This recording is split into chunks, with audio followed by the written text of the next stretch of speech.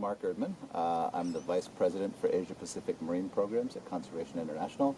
I'm a coral reef ecologist and fish biologist. I've been working in this field for roughly 30 years now.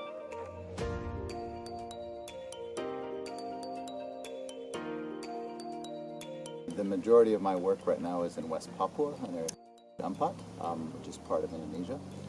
I was interested in doing work on coral reefs, and as you're probably aware, Indonesia is really the epicenter of global coral reef biodiversity. So there's more species of reef corals and fish and so forth there than anywhere else on the planet. So it seemed like a good place to start, and that's where I went, and I basically have never left.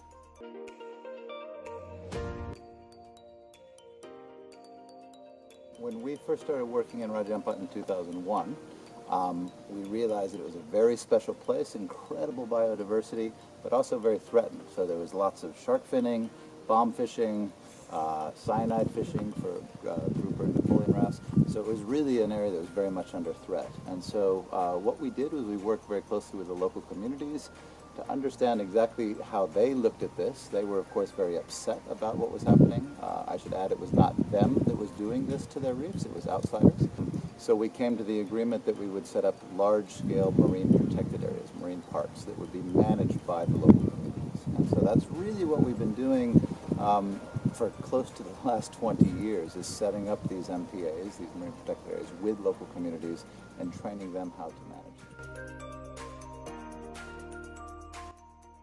Across West Papua now, we have over 4.6 million hectares that's protected in 21 different marine protected areas. All of those marine protected areas except for one are locally managed. The other one is a national park, but the 20 are actually locally managed MPAs, so that means that the local community members are the patrol team. They're the people who are doing all of the outreach, the enforcement, and the management. When my wife and I came across the Indonesian coelacanth, which was quite a big discovery. The initial discovery was actually in a fish market during our honeymoon. We took some photographs, talked to the fishermen, and then we let it go. And it was only about a week later that I found out that what an incredible find that was. So we then had to go back to North Sulawesi in Indonesia, and it took me about 10 and a half months of going around to fishing villages, trying to find another coelacanth. And the morning that the second coelacanth was brought to my house by a fisherman, and then suddenly there it was on a boat right in front of me, and was able to take it. It was still moving a little bit, despite the fact that it had been in a boat for about 2 hours out of water. So it got it into the water, revived a little bit, and went swimming with it, and took photographs until it passed away. And that was incredible.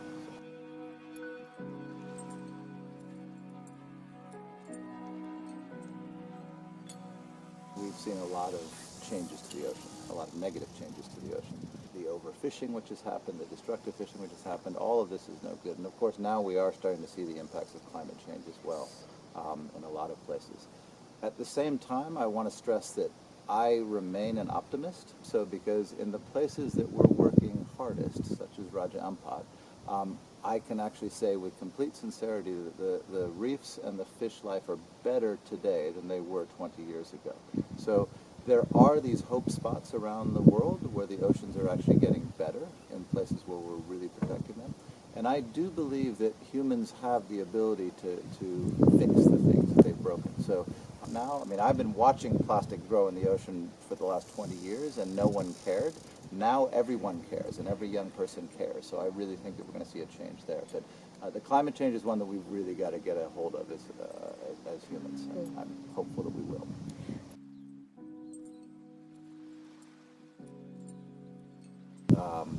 To me, it's just important to note that, you know, we came into existence on this planet with a whole host of other species, and we're kind of all in this one Earth together. And if we get rid of all of them, for me, there's just a great sadness that we should have. It does not reflect well upon us as a species, and it will come back and bite us, right? I have no doubt about that. All of the life that we have on this planet is basically, that's the genetic library that we have for adaptation to future changes. As we get rid of each one, it's like burning books, right? And if we get down to the point where we only have one book in the library, which is humans, we're going to be in trouble if there's a big changes. Right? So I like to look at it that way too. For the marine biologists, those are future marine biologists, I would say, we tend to think that we've already discovered everything and we know everything about this planet, but the reality is we know more about the moon than we know about the oceans, right? There is so much that we don't know about the oceans. So there's still a lot of work to be done for marine biologists. So I would simply say, if you're interested, you should absolutely go for it. There is a ton of things to learn and explore and discover out there. For the environmentalist, I would say, again, we have one home. And we can talk about going off to space or something, but the reality is this is the one home that we know that we have.